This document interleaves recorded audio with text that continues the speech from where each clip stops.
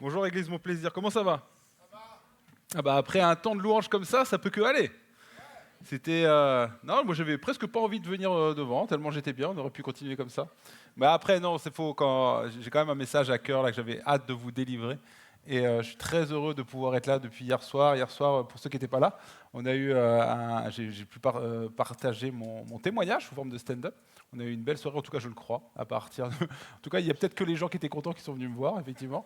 Mais non, j'aime partager la parole de Dieu, peu importe sa forme. Moi, je m'appelle Ben, donc je viens de Bordeaux. Il y a des gens qui connaissent Bordeaux ici. Et c'est quoi les spécialités à Bordeaux? Les cannelés, tout à fait. Bravo. Oui, on voit qu'il y a des gourmands ici dans la salle. Et je viens de Bordeaux, je suis pasteur à Bordeaux. Et je ne suis pas issu d'une famille chrétienne. Moi, pour vous la faire courte, ma famille a été impactée par le Seigneur dans une situation assez particulière. En fait, mes parents étaient sur le point de divorcer. Alors, moi, j'avais 7 ans à l'époque, je ne le savais pas. En apparence, en fait, tout se passait bien pour mes parents. Pour moi, j'étais un enfant choyé. Je suis le deuxième, je suis le petit dernier, en fait. Et on sait que les petits derniers, c'est toujours les chouchous. Si, c'est vrai, c'est vrai. Il y a des petits derniers ici. On est les préférés, on le sait quand même, hein. On a un groupe WhatsApp de préférés, normalement. On est entre nous et on le sait. Moi, je suis aimé par mes parents. Pour moi, je ne vois pas les disputes, mais je ne savais pas que dans les coulisses, il se passait des tragédies parfois et des disputes. Et ma mère le dit aujourd'hui avec ses mots, parce que aujourd'hui elle est dans le Seigneur, mais elle dit le diable à l'époque avait réussi à m'obscurcir le regard et je n'arrivais plus à voir les qualités de ton père. Je ne voyais plus que les défauts. Et on sait très bien que le diable fait ça très très bien, de nous montrer les défauts les uns des autres pour nous diviser. Parce que vous savez quoi, le problème c'est qu'on en a des défauts. Oui, oui, on en a un petit peu quand même. Et il n'a pas de mal à en trouver, en fait, c'est ça le problème. Et il nous pointe toujours les défauts les uns des autres pour nous séparer. Il fait ça dans les couples, il fait ça dans les familles, il fait ça dans l'Église également. Mais par la grâce de Dieu, Dieu nous tient unis, parce que lui, il nous pointe les yeux sur ce qui est beau en nous. Et malgré nos différences, il arrive à nous tenir ensemble. Et donc mes parents avaient prévu, en tout cas ma mère voulait divorcer de mon père n'était pas vraiment dans cette optique-là. Mais ma tante, alors c'est une histoire un peu improbable, ma tante qui vient du Japon, elle vit au Japon, elle s'est mariée avec un Japonais, j'ai des cousins au Japon, bref. Et vous savez, il y a des bases américaines là-bas. Et dans une base américaine, elle rencontre le Seigneur, et elle est percutée par le message, elle est changée, et elle entend que sa sœur va divorcer, et elle revenait tous les idées, elle a dit, attends, avant de divorcer, je te demande juste une chose, viens avec moi à un camp, à Chambon-sur-Lignon, et rien ne se passe à ce camp-là, tu divorceras de ton mari. Et là, elle est tellement persuadée qu'il va se passer quelque chose qu'elle met tout sur le tapis. Elle dit, ok, on fait ça. Puis ma mère me prend, moi et mon frère, on va à ce camp. Je ne sais pas pourquoi il n'y a pas mon père, mais je ne calcule pas, certainement qu'il est trop occupé. Je viens à ce camp, et là, je me rappelle, toutes les soirs, il y avait des petites réunions sous le chapiteau, pour ceux qui connaissent. Et il y avait une telle présence de Dieu. Moi, je ne comprenais pas tout ce que disait le pasteur. Peut-être comme vous n'allez rien comprendre de ce que j'ai dit ce matin. Mais je chantais la présence de Dieu. Parce que Dieu parle à travers nous, malgré nous, parfois. Et je sentais tellement une présence de Dieu. Donc moi, je suis impacté à l'âge de 7 ans. Et ma mère est impactée également par le message. Elle donne sa vie au Seigneur et elle dit automatiquement, instantanément, les écailles sont tombées de mes yeux et j'ai retrouvé de l'amour pour ton père comme jamais je l'avais eu jusqu'ici. Et ça a sauvé le couple de mes parents. Ils sont restés ensemble et je sais que pour certains, l'histoire elle n'est pas aussi belle que ça, malheureusement. Et je ne mesure même pas la chance que j'ai de pouvoir avoir grandi avec des parents qui sont restés ensemble. C'est comme ça que le Seigneur est rentré dans ma vie. Et j'avais 7 ans, moi, et j'aimerais tellement vous dire que de 7 ans à 37 ans, comme j'ai aujourd'hui, un petit peu plus encore, mais jusqu'à aujourd'hui, c'est pas drôle, c'est pas si drôle que ça. C'est douloureux même. Mais jusqu'à aujourd'hui, je n'ai pas lâché la main du Seigneur, mais la vérité, pour ceux qui étaient là hier au spectacle, vous l'avez compris, j'ai bien longtemps marché sans le Seigneur, je l'ai abandonné malheureusement, et c'est suite à une rupture sentimentale que je suis revenu à lui, parce que je me suis rendu compte d'une chose, c'est qu'il y a des situations dans la vie, il n'y a que Dieu qui peut faire quelque chose. Des fois, nos parents ont beau nous encourager, moi c'est suite à une rupture sentimentale que je suis venu au Seigneur, et mes parents ils essayaient de m'encourager, mes amis essayaient de m'encourager, ils m'encourageaient aussi à aller en boîte pour oublier, mais il n'y a rien qui marchait. En fait, moi, je me suis dit, ce Dieu-là que j'ai abandonné il y a 7 ans, peut-être qu'il peut faire quelque chose pour moi. Et vraiment dans une réunion, je lui ai dit, essaye, toi. C'est pas ouf comme prière, hein, je sais, essaye, toi. J'ai fait mieux depuis quand même.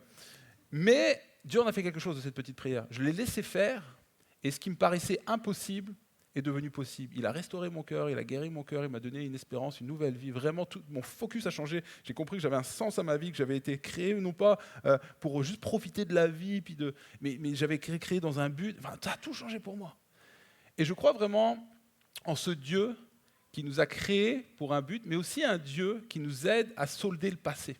Parce que le titre de mon message ce matin, je crois, va encourager de nombreuses personnes. Ça va peut-être être douloureux, mais ça va être salvateur. C'est abandonner pour avancer. Dans la vie, parfois, il faut savoir abandonner ce qui est derrière pour prendre et saisir ce qui est devant. Si je suis là devant vous aujourd'hui, c'est qu'il y a des choses que j'ai abandonnées de mon passé. J'ai abandonné, d'ailleurs, si je suis pasteur aujourd'hui, je suis pasteur à Bordeaux, mais je sers peu localement parce que Dieu nous a amenés dans une nouvelle saison. J'étais pasteur de jeunesse pendant 10 ans et j'aimais ça, avoir un groupe de jeunes que je nourrissais, en tout cas c'est le Seigneur qui nourrissait à travers moi, mais évidemment je m'occupais, on donnait une vision, tout ça. J'aimais m'occuper d'un troupeau, mais à un moment donné, Dieu nous a dit, maintenant, il y a plus de besoins à l'extérieur. Il faut que tu abandonnes ce que tu aimes pour saisir quelque chose de différent. Tu vas aller servir les églises, tu vas aller bénir ailleurs. Le besoin, il est ailleurs. Oui, ok Seigneur, mais c'était dur. Moi, c'était mon identité, pasteur jeunesse. Et il a fallu que j'abandonne ce titre-là pour rentrer, pour pouvoir être devant vous ce matin. Alors certains sont peut-être heureux de ça, d'autres un peu moins, mais moi je suis content en tout cas d'être là ce matin. Et honnêtement, je ne savais pas ce qui était devant. Des fois, c'est ça qui est difficile, c'est de lâcher ce qui est derrière pour saisir ce qui est devant. Mais si Dieu le dit, c'est vraiment que c'est ce qu'il y a de meilleur pour nous. Le meilleur, il est devant. Il y a des fois dans la vie, malheureusement, on ne saisit pas ce qui est devant parce qu'on est toujours en train de regarder vers le passé. On est toujours en train de chercher peut-être aussi des injustices, de rechercher des choses qu'on nous a faites. On a toujours les yeux focus derrière et ce matin, spirituellement, certains, vous allez refocus les yeux devant. Moi, il y a une petite histoire, juste pour vous l'illustrer, qui m'est arrivée à la gare de Bruxelles. Avant, j'étais à l'église Momentum à Bordeaux, mais ils avaient ouvert une extension à Bruxelles, donc on allait prêcher à Bruxelles. Et moi, je vais prêcher à Bruxelles pour la première fois. Et je viens, vous savez, quand on vient juste pour un dimanche matin, comme ça, on voyage en avion, mais on voyage léger. Donc, je prenais juste mon sac à dos, comme ça. Et j'arrive à la gare, à l'aéroport, et puis après, on bifurque à la gare. Et à la gare, en fait, je suis accueilli par Sephora qui est là-bas et qui nous accueille, qui est responsable de la logistique. Et elle, on discute, on prend des nouvelles l'un de l'autre. Et juste après la conversation, je repars, je n'ai plus mon sac à dos. Mon sac à dos a été volé certainement. Et là, je cours un peu partout, j'appelle la police. Et en fait, c'est assez intéressant. Alors, ne vous faites pas voler quelque chose pour analyser ça, mais moi, je trouve que c'est assez intéressant à analyser quand tu te fais voler quelque chose parce que tout de suite, mentalement, je me dis qu'est-ce qu'il y avait dans ce sac? Qu'est-ce qu'il y avait de la valeur? Et on regarde tout de suite à ce qu'il y avait de la valeur dans ce sac. Et il y avait des choses qui avaient de la valeur pécuniaire. Il y avait ma tablette, notamment avec laquelle je devais prêcher le lendemain. Il y avait mes habits également. Alors, j'ai dû emprunter le polo d'un pote qui était en S et j'étais en short. J'ai prêché en short le dimanche matin à Bruxelles. Je leur ai expliqué parce que sinon, ils se seraient dit le frère, il est tranquille, lui, ce matin, ça va. C'est short, claquette, ça va, il est décontracté le frère. Et du coup, j'ai prêché comme je pouvais. Mais en fait, ce qui m'a vraiment attristé, c'est que dans ce magnifique sac à dos, j'avais aussi un magnifique pantalon, un jean. Vous savez, mais les jeans, c'est difficile à trouver. Mais ce jean-là, j'avais peiné à le trouver. Et puis nous, les jeunes, parce que je me considère toujours comme un jeune, c'est un jean avec un peu, vous savez, un petit peu déchiré, mais pas trop. Il m'allait tellement bien ce jean. J'aurais ce jean ce matin, vous diriez, ce mec a vraiment un beau jean. Vraiment, vous diriez ça, c'est sûr. Il a vraiment un beau jean, ce mec. Je me sentais tellement bien dans ce jean. Et donc, ça me faisait de la peine. Il y avait des livres aussi chrétiens et amoureux dans ce... J'espère que le gars qui a volé est chrétien, amoureux, chrétien surtout. Mais vous voyez ce que je veux dire? Et donc, en fait, je perds toutes ces choses-là, j'analyse un peu ce qui a de la valeur à l'intérieur et je vais faire une déclaration à la police. La police dit on ne peut pas faire grand-chose, on ne peut pas tout de suite analyser les données au niveau des vidéos, il faudra que vous reveniez. Moi, je ne pouvais pas revenir. Moi, je dois juste prêcher le lendemain matin et là, il commence à arriver l'heure du soir. Et le gars nous dit mais peut-être regardez autour de la gare parce qu'ils font souvent quand ils volent comme ça, ils prennent les affaires qui ont de la valeur à l'intérieur et ils jettent le reste qui n'a pas de valeur parce qu'ils ne veulent pas se faire prendre avec tout le reste. Et donc, en fait, moi, je suis là à chercher un petit peu dans des endroits improbables où pourraient y avoir mes affaires. Et puis, on fait autour de la gare, on fait un petit peu le périmètre s'élargit et les minutes passent, les heures s'égrènent et le soir est en train de tomber. Et il faut que je prenne une décision. C'est soit de continuer de chercher, soit d'abandonner ce qui a été volé pour aller de l'avant et saisir ce qui est devant. Et je crois que des fois, dans la vie, cette histoire elle est symptomatique de ce que l'on peut vivre. Des fois, dans la vie, on est à l'arrêt, à la gare de Bruxelles ou à la gare de l'injustice, toujours en train de chercher ce qu'on nous a volé. toujours attaché à ce qu'on nous a volé, toujours en train de se dire mais qu'est-ce qui m'a fait? Seigneur mon Dieu, tu vas me rendre justice. Toujours en train de regarder à ce qui nous a été fait. Et c'est pas que Dieu n'a pas vu, mais c'est Dieu qui dit oui, mais il y a quand même une vie devant. Moi, je veux pas juste que tu regardes derrière, je veux pas juste que tu oublies. C'est pas comme si j'avais pas vu ce qui t'a été fait. Mais moi, je veux t'amener dans une vie, parce qu'il y a une vie devant. Et toi, tu es à l'arrêt. Mais moi, je veux remettre ta vie en mouvement.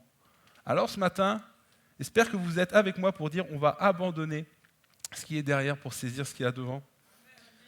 Ok, 3 personnes qui sont prêtes, les autres vous pouvez y aller si vous voulez, vous mangerez plus tôt. On va voir ça à travers l'histoire d'Ézéchiel. Ézéchiel, dans le livre d'Ézéchiel évidemment. Ézéchiel qu'on connaît qui est un prophète, mais qui était appelé à être un prêtre, qui avait été à l'école des prêtres et qui se retrouve déporté loin de sa destinée. En fait, il faut comprendre que, et on le lit dans le livre d'Ézéchiel, Ézéchiel, en fait, il avait été formé pour être un prêtre, c'est un prêtre, et il est déporté avec le peuple, mais pour une faute morale, parce que le peuple avait abandonné Dieu, mais lui, il n'a rien fait de mal, en fait. Lui, il était consacré à Dieu. Et en fait, à l'époque, on ne déportait pas forcément tout de suite tout le peuple, on prenait plutôt ceux qui avaient comme de la valeur, ceux qui savaient, les dirigeants par exemple, ou alors justement les prêtres, pour laisser le peuple livré à lui-même. Et donc lui, en tant que prêtre, il est déporté rapidement, et il se retrouve loin de sa destinée, loin de ses fonctions, dans un peuple hostile, dans des conditions hostiles, alors que lui n'a rien fait de mal. Lui, c'est une injustice. Parce que des fois, il y a des souffrances que l'on vit dans la vie, c'est parce que nous, on s'y est précipité, mais des fois, c'est juste parce que d'autres nous y ont précipité. Et lui, il est loin de sa destinée, alors que lui n'a rien fait de mal. Et il s'attend à ce que Dieu lui réponde, certainement. Certainement qu'il s'attend à ce que Dieu lui dise quelque chose. Certainement même que le peuple se tourne vers le prêtre, vers Ézéchiel, en disant « Qu'est-ce que Dieu va faire? On est déportés. Est-ce que Dieu va nous ramener, c'est sûr. Qu'est-ce que Dieu va dire ?» Ils s'attendent à une réponse de Dieu. Et maintenant, nous allons lire la réponse de Dieu.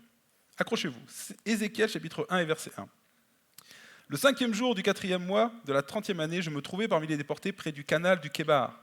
Le ciel s'ouvrit et Dieu m'envoya des visions. » Voici la réponse de Dieu. Un peu plus loin, il est écrit « Je vis soudain un vent de tempête venant du nord qui poussait devant lui un énorme nuage sillonné d'éclairs. Ce nuage était entouré d'une clarté éblouissante. En son centre, il y avait l'éclat d'un métal au milieu du feu. En son milieu, je distinguais quelque chose qui ressemblait à 4 êtres vivants. Par leur aspect, ils ressemblaient à des hommes. Un peu plus loin, il est écrit « En les observant, je vis à côté de chacun d'eux une roue qui touchait terre. Les roues offraient l'aspect scintillant d'une pierre précieuse. Elles étaient toutes semblables et paraissaient construites de telle manière qu'elles s'imbriquaient les unes dans les autres. Elles pouvaient se déplacer dans les 4 directions sans avoir à pivoter. » Voilà. C'est le genre de texte où on le passe assez vite en disant « Je ne sais pas si j'ai le niveau spirituel pour lire ça, je pense. Je n'ai pas tout compris, l'histoire des pierres, du vent, des roues. Je ne comprends pas trop ce qui se passe. » Et en plus, ça continue. La vision, elle est complexe. Mais en plus de ça, ça continue. Ézéchiel 2, chapitre 8. Maintenant, il va s'adresser à Ézéchiel directement. « Et toi, fils d'homme, écoute ce que je te dis. Ne sois pas toi-même rebelle comme cette communauté rebelle. Ouvre ta bouche et mange ce que je te donne. » Je regardai et je vis une main tendue vers moi qui tenait le rouleau d'un livre.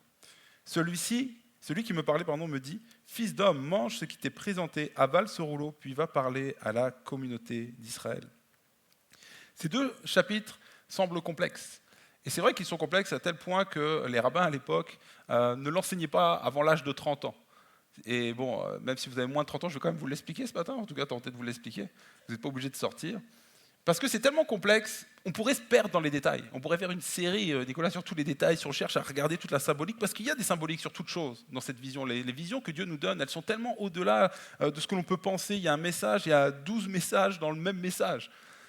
Mais ce matin, si on prend un peu de hauteur, moi, il y a quelque chose qui m'est apparu de manière assez évidente. C'est qu'avant de te parler de ta destinée, avant de te parler de ton avenir, avant de te parler de ta destinée, Dieu veut te parler de ton identité. Je m'explique. Dans cette vision, on va comprendre quelque chose assez rapidement dans la vision qui apparaît devant Ézéchiel.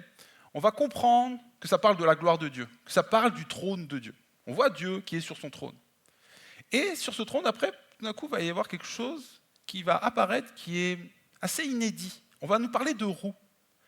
Et d'ailleurs, cette prophétie, elle s'appelle Makeba, je crois, ou quelque chose comme ça, et qui veut dire le chariot.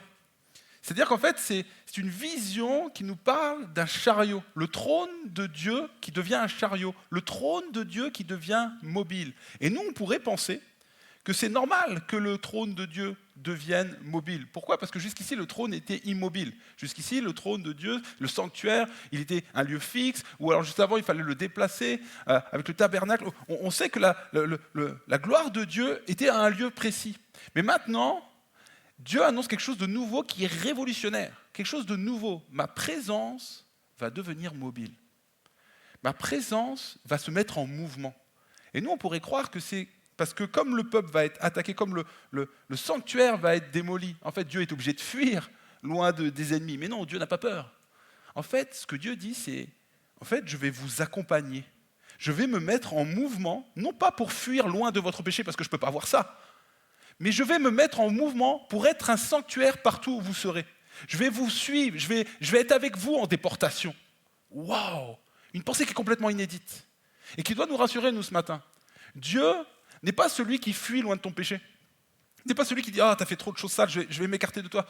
Comme nous, on pourrait le penser parfois en se disant « Ah, mais certainement que Dieu s'est écarté de moi avec tout ce que j'ai fait cette semaine, avec ce que j'ai dit ». Non, il est ce Dieu qui nous pourchasse. Il est ce Dieu qui vient avec nous. Il n'a pas peur du péché. Il est celui qui vient vaincre ton péché, qui l'a vaincu et qui te propose justement de venir être justifié en lui. Ce n'est pas du tout la même pensée. Vous, ça vous paraît normal, mais à l'époque, c'est quelque chose de nouveau. Parce que nous, avec le Saint-Esprit qui est mobile, qui est là, qui est en nous, on comprend aisément, mais c'est quelque chose de nouveau. Et avant, imaginez que Ézéchiel, il est dans la quête de dire, qu'est-ce que tu vas faire par rapport à notre problème? Eh bien, avant de parler du problème, Dieu va se révéler. Et nous, on veut toujours qu'il nous parle de notre problème. Mais Dieu, avant tout, veut se révéler à nous. Il va se révéler au peuple, il va révéler une partie de qui il est, mais il va aussi révéler à Ézéchiel qui il est, une partie de son identité. Quand on parle de cette histoire de rouleau, quand il propose à Ézéchiel de manger le rouleau, en fait, il lui propose de changer de saison. Il faut comprendre que Ézéchiel, il vit une injustice.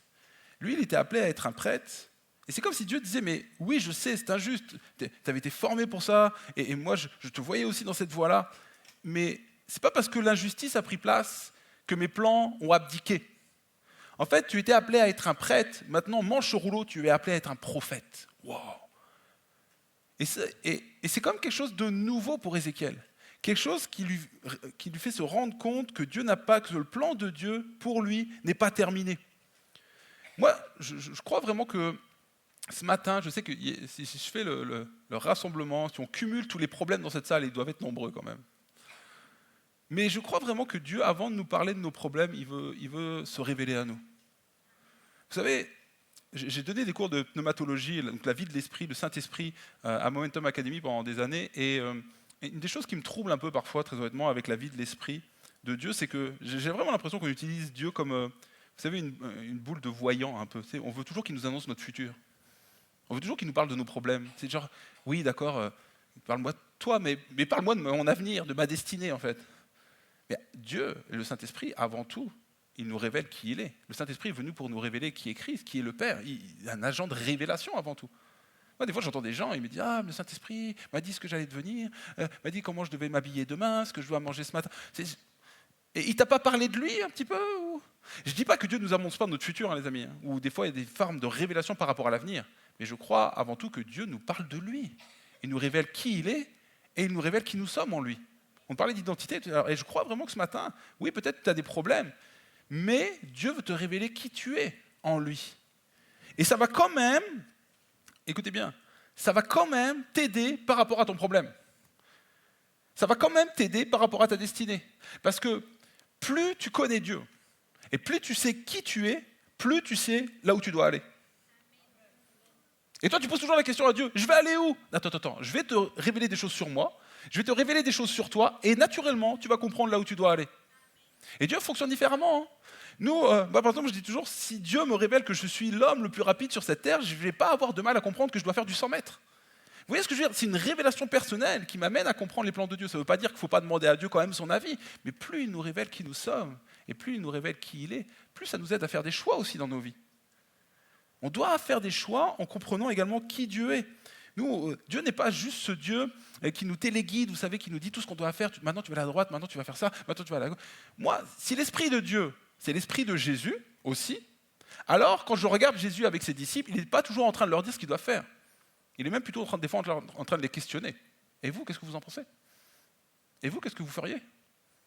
Mais nous, on croit que Jésus, c'est celui qui donne des ordres. Le Saint-Esprit, c'est toujours celui qui donne des ordres. Oui, des fois, il nous donne des indications parce qu'on en a besoin. Mais aussi, il nous transforme, il nous révèle des choses pour qu'on soit rendu apte de faire des bons choix pour nos vies. Et je crois que des fois, on reste, par le Saint-Esprit, des bébés spirituels, à toujours vouloir que Dieu fasse des choix à notre place. Pas eu beaucoup de amen là-dessus, mais... Dieu est un Dieu de révélation, les amis. Il nous révèle qui il est et il nous révèle qui nous sommes. Mais vous savez ce qui est difficile dans ce jeu de révélation, c'est pas un jeu, c'est plutôt l'objet de la révélation, c'est que la révélation, bien souvent, elle prend place dans les moments difficiles. Dans les moments difficiles, c'est là que les choses vraiment se révèlent. Par exemple, il y a des gens en qui tu aurais mis toute ta confiance, tu dis « Ah, mais lui, c'est sûr, c'est un gars extraordinaire. » Moi, j'en ai constitué des staffs à la jeunesse, je peux vous dire, pendant des années, et j'ai misé sur des gens, et je me suis dit « Mais lui, jamais il pourra me trahir, jamais il pourra faire de... Lui, il va jamais défaillir. » Ouais, bah, attends un peu l'épreuve quand même, tu vas voir, ça va bien se passer, ou mal se passer.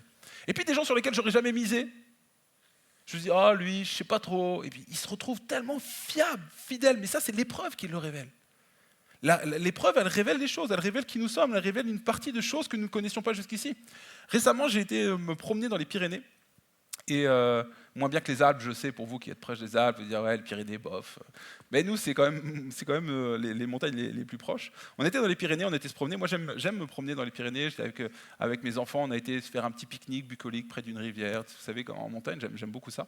Et puis après, au moment de repartir, je me suis dit, allez, on va partir un peu à l'aventure. Je ne vais pas prendre le chemin que tout le monde prend, là. Vous savez, les sentiers un peu comme ça. Moi, je suis un gars de l'aventure. Moi, je suis pas un mouton. Moi, je ne veux pas faire comme tout le monde. Voilà. Alors, je vais prendre un chemin un petit peu audacieux, et puis je vais commencer à faire un petit peu un chemin qui est à moitié sur la rivière, à moitié sur le bord, comme ça, un petit peu à l'aventure, en escalade. Je vois que mes enfants suivent. Et puis, au bout d'un moment, je m'aperçois que c'est un peu trop audacieux. Ma petite fille, là, qui avait 3 ans à l'époque, elle était en train d'essayer de grimper sur des rochers, comme ça. Et je me dis, oh là. Mais je ne reviens pas de mon idée. Je me dis, je vais la prendre dans les bras, puis on va continuer sur ce chemin-là, comme ça. Et là, je continue un peu, on saute, on fait des choses un peu acrobatiques comme ça. Et au bout d'un moment, arrive ce qui devait arriver. Je me prends les pieds dans un rocher comme ça. Et si rien ne se passe, il va y avoir une catastrophe. Je vais tomber dans la rivière. Et puis, en plus, la rivière était assez importante. Je vais être emporté certainement avec mon enfant. Enfin, c'est vraiment une catastrophe qui prend place. Et là, je ne sais pas ce qui prend place. Un instinct de survie, certainement. Et là, dans une scène comme au ralenti, j'ai fait 3 mouvements en un mouvement, comme ça. J'étais en train de tomber, et en tombant comme ça, je pose mon enfant sur le rocher. Je tombe dans la rivière, je pousse au fond avec mes bras, et je ressors sur le rocher. Plutôt comme ça, d'ailleurs, pour ceux qui ont la ref. Mon fils, il m'a regardé, il a fait « Waouh,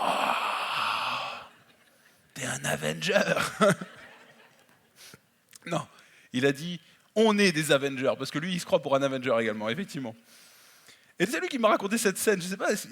Et après, j'ai repris le chemin que tout le monde prend, effectivement. Je suis revenu de mon idée, je boitais comme ça sur le chemin en rentrant. En plus, en vrai, je suis un Avenger, mais je saignais un peu quand même. Hein, je veux dire, puis j'avais mal. Et je pensais un petit peu à tout ça, et je me suis dit « Oh, au final, ça valait le coup quand même, non ?» Pour gagner l'admiration de mon fils, pour voir les yeux qui brillent comme ça, est-ce que ça valait pas une petite aventure comme ça?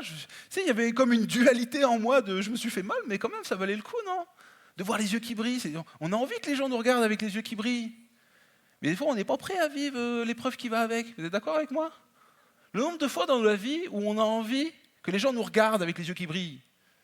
Mais quand je dis ça, c'est pas mal. C'est normal d'avoir cette aspiration que les gens nous reconnaissent quelque chose, en fait. C'est normal, il n'y a rien de mal à ça. On ne parle pas d'être admiré, on parle juste que les gens nous reconnaissent un certain don. C'est normal, ça, c'est légitime. Mais on ne comprend pas parfois que dans la vie, pour que ça prenne place, il faut vivre malheureusement des vallées. Et c'est mon deuxième point pour vous. Il va peut-être moins vous plaire, mais il est quand même là. Ta destinée passe par la vallée. En fait, tu ne peux pas vivre de sommet tant que tu ne passes pas par la vallée. Le chemin qui te mène au sommet, il passe par la vallée.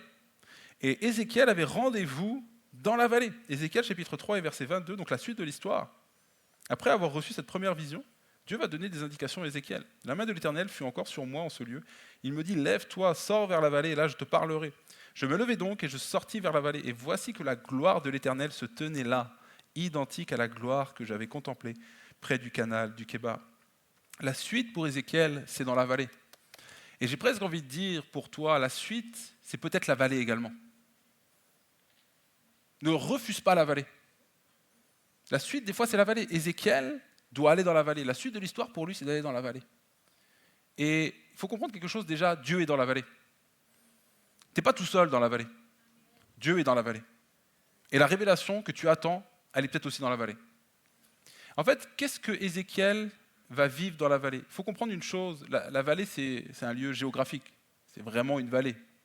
Mais c'est aussi symbolique. Parce que Ézéchiel, il est confronté à quelque chose.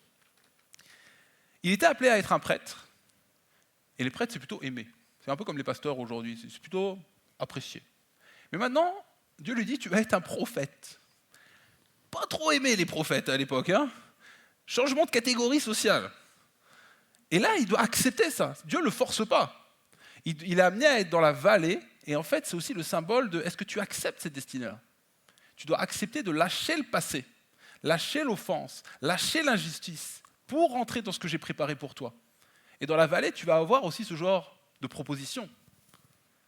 Et si tu veux saisir ce qui est devant, dans la vallée, il va falloir que tu abandonnes ce qui est derrière. C'est pour ça que j'ai noté, si tu n'acceptes pas de vivre la vallée, tu ne pourras pas vivre le sommet.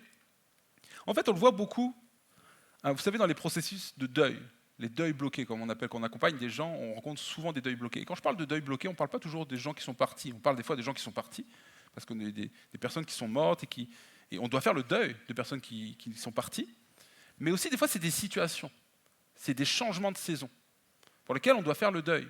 En gros, c'est que jusqu'ici tout allait bien, tu avais un équilibre de vie à peu près équilibré, tout se passait plutôt bien pour toi, puis tout d'un coup il y a un événement, une injustice, une trahison, quelqu'un qui part, la maladie peut-être, et ton monde éclate, il y a tout qui est remis en question, l'équilibre, et là tout d'un coup, tu vis une déception, une tristesse profonde, et la tentation serait de dire, vite, il faut que j'aille à la suite. Vite, il faut que j'aille à la situation où tout va bien.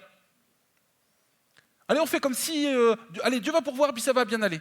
Allez, tout va bien. Sauf qu'on se rend compte que les gens qui n'ont pas confronté leur souffrance, qui n'ont pas pleuré, en fait, ils vont vivre toute leur vie avec des choses qui leur sont arrivées. C'est ce qu'on appelle des deuils bloqués. Et nous, ce qu'on a en tant que pasteur, ou pour tous ceux qui font de la thérapie ou quoi que ce soit, on aide les gens à descendre dans la vallée. À dire, oui, ça m'est vraiment arrivé. Oui, ça m'a fait mal. À pleurer des fois. Mais la Bible, elle dit, heureux ceux qui pleurent, parce qu'ils seront consolés. Et des fois, on n'a pas la consolation, on n'a pas le sommet, juste parce qu'on n'a pas pleuré. Et nous, les hommes, on est forts pour ça. Vite aller à la consolation. Non, il ne s'est rien passé. Sauf que si tu veux être libéré, il faut passer parfois par la vallée. Et ce n'est pas trop tard. Cette semaine, je t'encourage à prendre rendez-vous avec quelqu'un et à aller te parler de ce qui t'est arrivé, de mettre des mots. Tu te dis, ah, mais à quoi ça va servir? Ça va remuer la boue. Ça, c'est l'ennemi qui te dit ça. Parle. Descends dans la vallée. Tu n'es pas appelé à vivre dans la vallée. Le lieu, Ézéchiel, il n'est pas appelé à vivre dans la vallée. Hein. Dieu ne lui a pas dit, maintenant tu vas faire un petit campement, tu vas rester là toute ta vie. Non. La vallée, c'est un lieu de passage. Donc tu vas y passer, mais tu vas en sortir. Par contre, tu vas en sortir différent, tu vas en sortir libéré. Alors parle, va dans la vallée. N'aie pas peur de la vallée. Je me rappellerai toujours quand j'étais à un rassemblement de jeunesse, j'avais rencontré une jeune fille à la suite de la prédication. Je prêchais le soir, c'était un rassemblement de jeunesse à Pau. Et je me rappellerai toujours parce que ça m'avait marqué le temps d'appel. À la fin de la prédication, j'avais reçu des paroles pour quelqu'un, pour plusieurs personnes, et je ne savais pas trop à qui je m'adressais. Je voyais vraiment deux situations. Une situation, c'était une jeune fille. Je pensais vraiment que je m'adressais à une jeune fille qui avait perdu son papa. Clairement, Dieu m'avait montré comme une image où il y avait un tableau familial et il y avait vraiment le visage du papa qui était comme flouté, effacé. Et je comprenais vraiment que je m'adressais à quelqu'un qui venait de perdre son papa. Et puis j'avais une autre histoire, en tout cas situation qui m'était montrée, puisque quelqu'un qui venait d'avoir un kyste à l'ovaire et que Dieu voulait guérir. Et puis il y avait des paroles d'encouragement par rapport à tout ça. Et je me rappelle qu'une jeune fille est venue vers moi à la fin et m'a dit, Ben, t'as vraiment parlé de moi, presque pourquoi t'as parlé de moi comme ça devant tout le monde? Je lui ai dit, j'ai rien fait moi. Mais elle m'a dit, je suis cette jeune fille-là. Et je sais que je suis cette jeune fille-là parce que j'ai perdu mon papa il y a quelques temps et on vient de me diagnostiquer un kyste à l'ovaire. Et elle me dit, tu sais Ben, elle dit, moi j'ai perdu mon papa et la tristesse depuis m'habite, ça fait des années maintenant qu'elle m'habite, mais tu sais quoi, la tristesse, je ne veux pas la lâcher. Parce que j'ai l'impression que si je quitte la tristesse, je vais oublier mon papa. C'est ce qui me garde attaché à lui encore, la tristesse. Donc je ne veux pas l'abandonner, la tristesse. Et je me rappelle, ça m'avait tellement ému de voir cette jeune fille qui était attachée à la tristesse comme le dernier lien avec son papa. Et je prie pour elle, je me rappelle un peu les paroles d'encouragement qui m'avaient été données à ce moment-là. Dieu qui disait, mais je ne suis pas là pour effacer le souvenir de ton papa.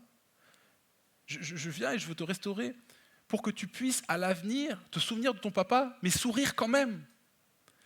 Parce qu'il y a de la vie devant. Parce qu'il y a des choses pour toi devant. Et moi, je ne suis pas là pour oublier, pour te faire oublier ton papa. Je veux juste que ce souvenir ne soit pas trop douloureux. Je veux que tu puisses te souvenir de lui sans larmes. Ça te fera toujours quelque chose, mais il y a de la joie qui peut être aussi associée à ça. Et c'est tellement beau ce que Dieu veut faire. Dieu ne veut pas effacer, te rendre amnésique, mais il veut changer les émotions et les sentiments qui vont avec ce qui a pris place. Et te donner la paix. Et je crois que c'est aussi une proposition pour toi ce matin. Il y a quelque chose à saisir qui est devant.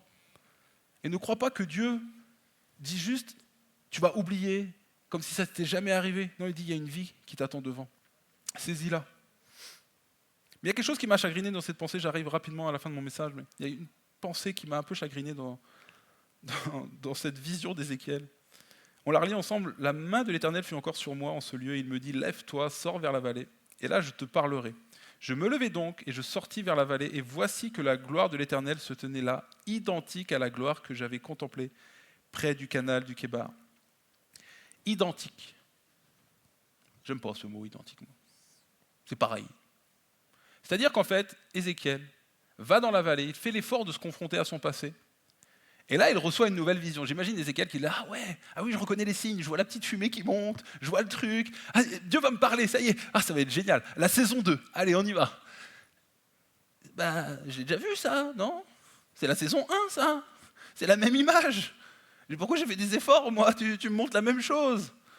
J'aime pas moi quand c'est identique, j'aime pas quand c'est comme une série Netflix. Moi je sais pas la regarder 2 fois. C'est comme un film que même s'il est bon, j'arrive pas à le regarder 2 fois de suite. C'est genre, j'arrive pas. J'aime pas quand c'est identique. Et des fois dans la vie, on aimerait toujours que Dieu nous dise des choses nouvelles. Vous avez remarqué ça? Ézéchiel peut-être qu'il se dit, j'aurais entendre quelque chose de nouveau, j'aurais aimé entendre quelque chose de nouveau. Mais troisièmement et dernièrement, pour vous ce matin, la clé qui te mène vers ta destinée n'est pas toujours synonyme de nouveauté. Il y avait plus de amen au début, j'aurais dû garder que la première partie en fait de mon message. Amen, au moins quelqu'un qui s'est senti repris par l'esprit, qui a dit amen. En fait, il n'y a rien de nouveau dans ce que Dieu dit au final, mais il n'y a rien de nouveau dans ce que Dieu fait. En fait, Ézéchiel, il va recevoir des paroles de Dieu qui va déclarer pourquoi le peuple en est là. Qu'est-ce que je vais dire au peuple? Regarde ce que tu dois dire au peuple. Voici ce que je déclare. Voici ce que déclare le Seigneur l'Éternel. Voilà, Jérusalem, je l'avais placée au milieu des nations, avec de vastes contrées autour d'elle, mais elle s'est révoltée contre mes commandements, avec plus de perversité que les autres nations. Elle a violé mes lois, plus que les pays qui l'entourent, car ses habitants ont méprisé mes commandements et n'ont pas suivi mes lois. Et Dieu avait annoncé, je veux être votre Dieu, je veux être votre roi, je veux être votre tout, je veux même venir vivre au milieu de vous, mais il y a une condition, c'est que vous ne m'abandonniez pas, et vous n'abandonnez pas mes prescriptions. Et donc Dieu dit, en fait ce qui vous est arrivé, c'est parce que vous m'avez abandonné. Vous avez été dans le compromis. Vous avez chuté moralement, et bien plus même que les autres pays. Il le dit, vous avez même fait pire que les autres. Il dit, mais je vous l'avais dit, en fait, ce qui allait arriver si vous m'abandonnez. Donc rien de nouveau. Mais Dieu va aussi dire et rappeler dans Ézéchiel la solution pour revenir et que Dieu revienne. Mais si vous revenez à moi, malgré tout ce que vous avez fait de mal, alors je redeviendrai votre Dieu, alors je reviendrai me placer au milieu de vous. Rien de nouveau, les amis. Et cette clé que je vous propose ce matin, il n'y a rien de nouveau.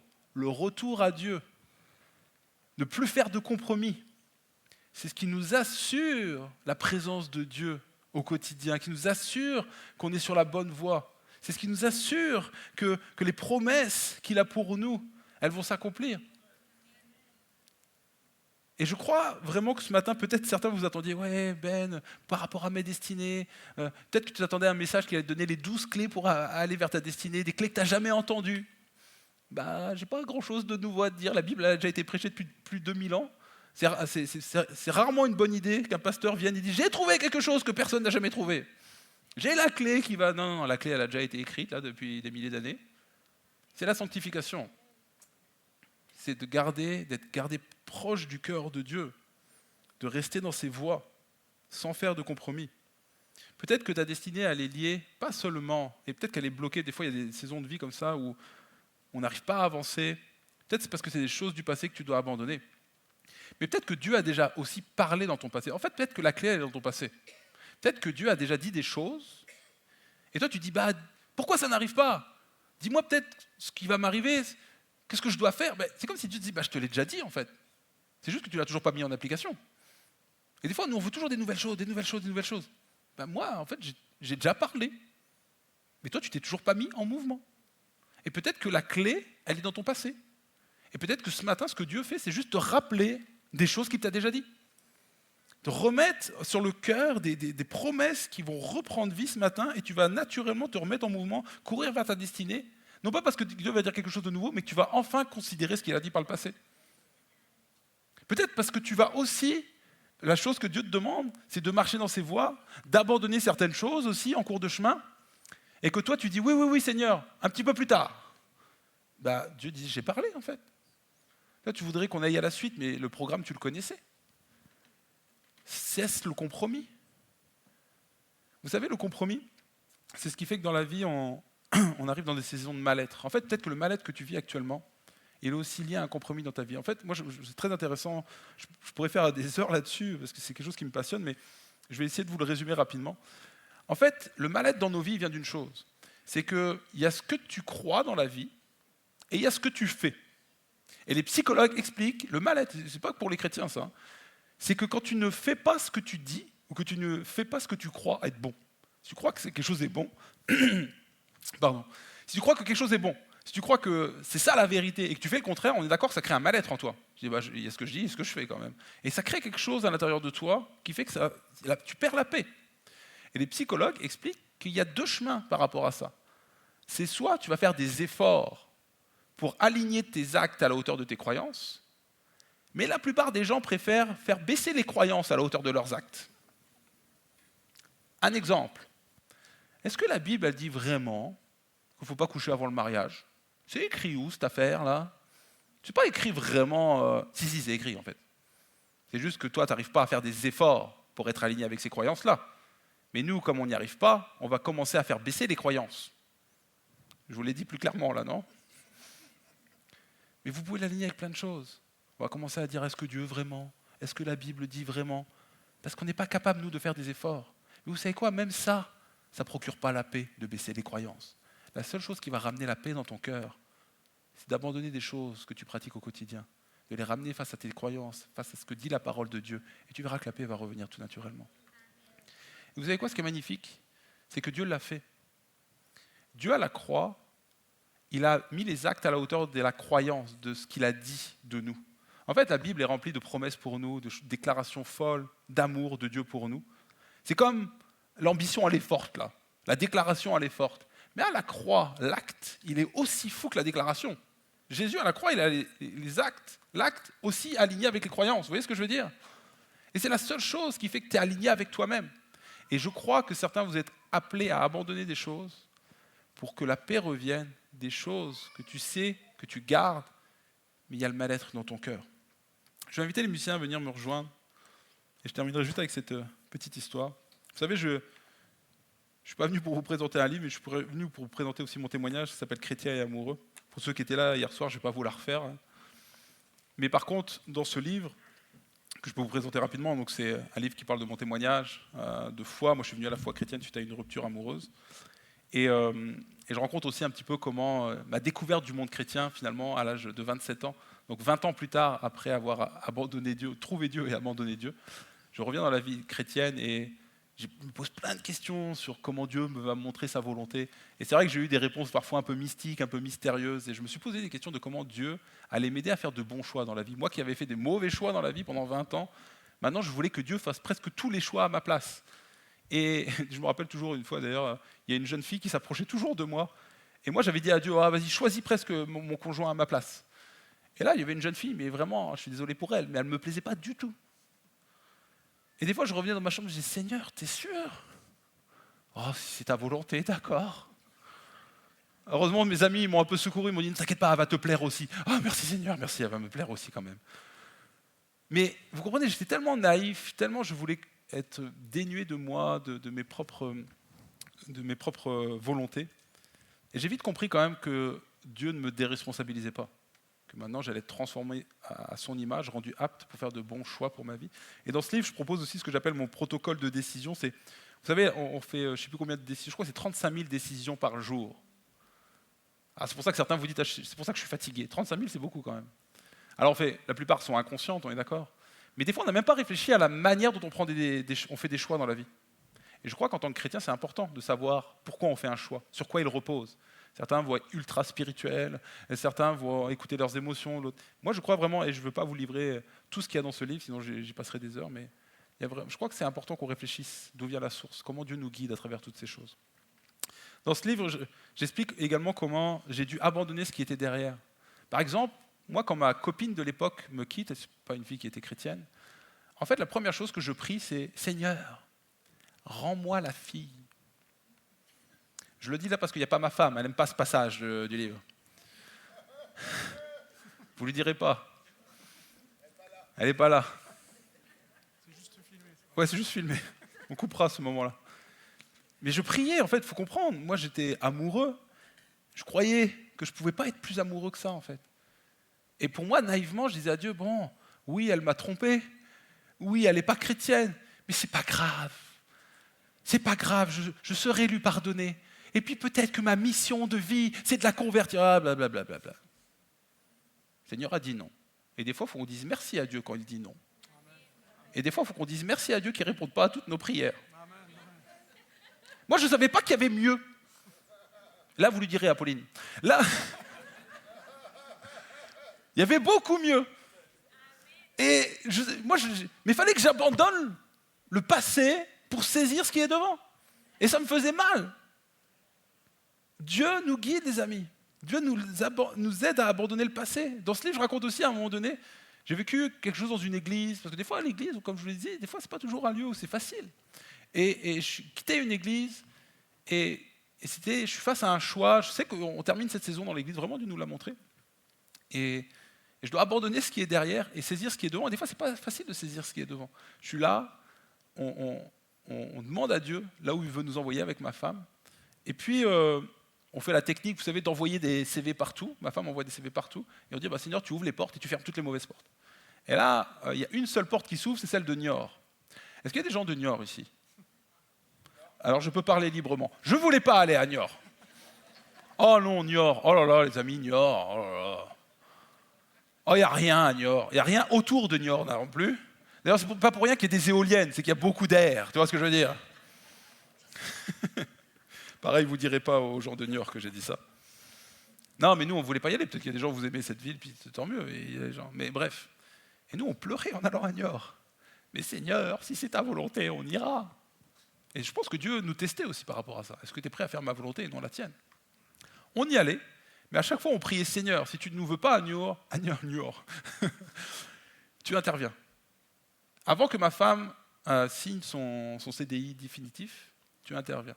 Et là, on est à la veille de signer le CDI, on avait déjà même trouvé le logement et tout ça. Et puis, on a une contre-proposition sur Bordeaux. Et là, la dame dit à Pauline, écoutez, vous avez le temps du midi pour décider. Je vous propose ce poste, vous avez de midi à 14h pour décider si vous voulez aller sur Bordeaux, sinon je retire l'offre. Et bref, on a une espèce de pression, là, je me rappellerai toujours, on est sur un parking de supermarché, on est dans la voiture, on a cette proposition-là, on prie, les amis, on prie, et puis on ouvre les yeux. En mode, bah, Dieu va parler, là, c'est sûr. Là, je scrute le ciel, les amis, je deviens un interprète des nuages, je vous promets. S'il dit un truc, là, avec les nuages, là. Moi, je m'attends à tout et à n'importe quoi. Je vous promets. Je m'attends à qu'un pigeon vienne, s'explose sur le pare-brise avec son sang. Il y a une espèce de phrase qui apparaît. Ou une petite mamie. C'est une petite mamie qui arrive au bord de la fenêtre comme ça. C'est pas Niort. Je fais très mal. Je suis désolé, mesdames. Je respecte les... Mais franchement, je m'attendais à un truc un peu bizarre quand même, j'avoue. Et là, on prie. Rien ne se passe. Rien, je vous le dis, rien ne se passe. Et là, on est dans cette voiture et on réfléchit.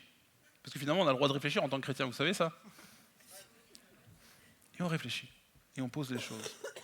Et en fait, vous savez pourquoi on hésitait avec cette réponse? Parce que nous, on a toujours rêvé d'aller à Bordeaux. Et en tant que bon chrétien, on se flagellait un peu en se disant, c'est trop facile d'aller à Bordeaux, c'est un peu la tentation. Étroit est le chemin. Là, ça a l'air trop bien. Ça ne peut pas être de Dieu. Comme si Dieu nous envoyait toujours vers des trucs qu'on n'avait pas envie d'aller, tu sais. Puis après, on s'est dit, on a retourné un peu la situation, on s'est dit, et si finalement Dieu avait toujours inscrit dans notre cœur la volonté d'aller là où on doit aller? Et si Dieu avait déjà parlé dans le passé? Si finalement ce qui était déjà inscrit est dans le cœur? Et puis on s'est rappelé ce qu'on avait dit à Dieu, les prières, intervient juste avant la signature. Et là, il était intervenu juste avant la signature. Et sans qu'on ait un pigeon qui s'éclate sur le pare-brise, on a quand même pris cette décision d'aller sur Bordeaux. Vous savez quoi? C'est un des choix les plus importants de ma vie. Hein. Pour moi, au niveau du ministère, au niveau du pastorat, c'est là que tout a commencé. Ça a été un accélérateur divin. À Bordeaux, on s'est retrouvés dans un groupe de jeunes bien trop grand pour nous. On est passé de 130 à 250. Enfin, c'était monumental. Ça a été un accélérateur divin. J'ai vu Dieu rattraper le temps de mes années perdues. Et pour moi, je ne sais pas, il y a un enjeu sur cette décision. Mais Dieu, vous savez quoi? Comment il nous a amenés à rentrer dans notre destinée? Ce n'est pas en nous téléguidant, c'est en nous révélant. Dieu est un Dieu de révélation. Je crois que le Saint-Esprit était omniprésent dans cette voiture, les amis. Et il nous a aidés à révéler le mensonge et à saisir ce qui était de la vérité. Moi, je prie ce matin pour une matinée de révélation. Que les mensonges de l'ennemi puissent être révélés et que tu puisses saisir ce que Dieu a dit et ce qu'il veut encore pour toi. Est-ce qu'on peut se lever chacun à notre place, s'il vous plaît?